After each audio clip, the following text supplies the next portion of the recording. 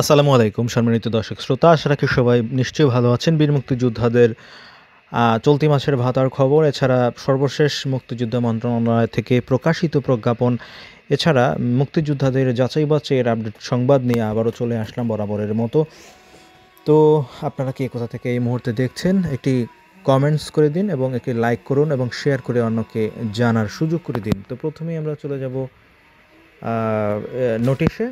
তো আজকের নোটিশে কি বলা হয়েছে সে সম্পর্কে আপনাদের বিস্তারিত জানাবো, এরপর জানাবো ভাতার খবর এবং সর্বশেষ জানাবো যাচাই বাছাই সংবাদ।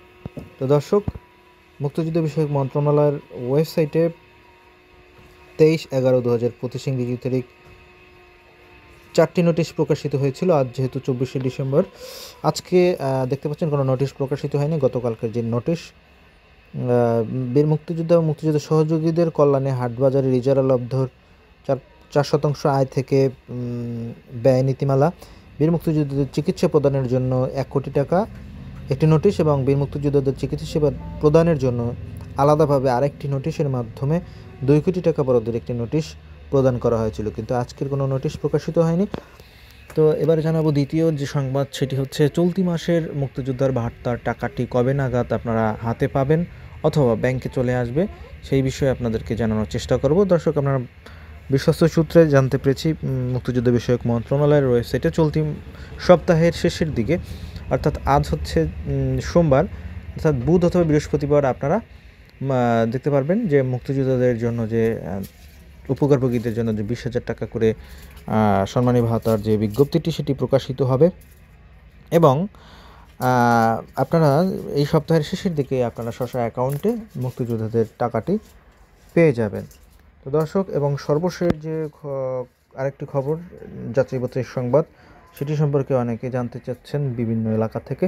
তার প্রেক্ষিতে বলছে যে আসলে যেহেতু উপদেষ্টা পরিষদের প্রায় টানা 2 বছর শেষ হতে চলেছে, এই সময়ের মধ্যে অনেক চড়াই উতরাই পেরিয়ে মুক্তিযোদ্ধাদের যাচাই বাছাই কার্যক্রমের জন্য ঢাকঢোল পিটিয়ে ফর্ম ছাড়া হয়েছিল, যেখানে প্রত্যন্ত অঞ্চল থেকে বিভিন্ন উপজেলা থেকে অভিযোগ ফর্মের মাধ্যমে মুক্তিযোদ্ধারা অভিযোগ করেছেন যারা প্রকৃত মুক্তিযোদ্ধা নন তাদের বিরুদ্ধে।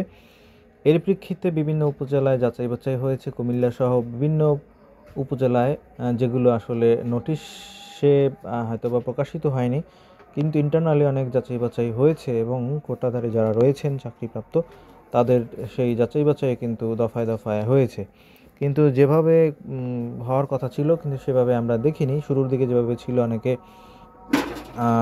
অনেকেই ভাবছিলেন যে হয়তো বা কী হতে চলছে আনুষ্ঠানিকভাবে, কিন্তু শেষ মুহূর্তে আমরা লক্ষ্য করেছি ওই রকমভাবে যে উপজেলা বেস একসাথে যাচাই বাছাই সেটি কিন্তু হয়নি।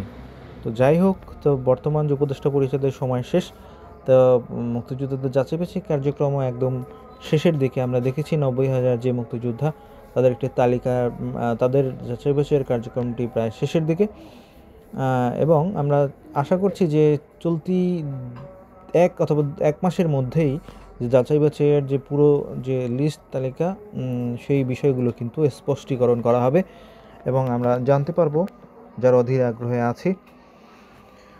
তবে ওরকমভাবে যাচাই বাছাই যেহেতু হয়নি, ইন্টারনালি হয়েছে,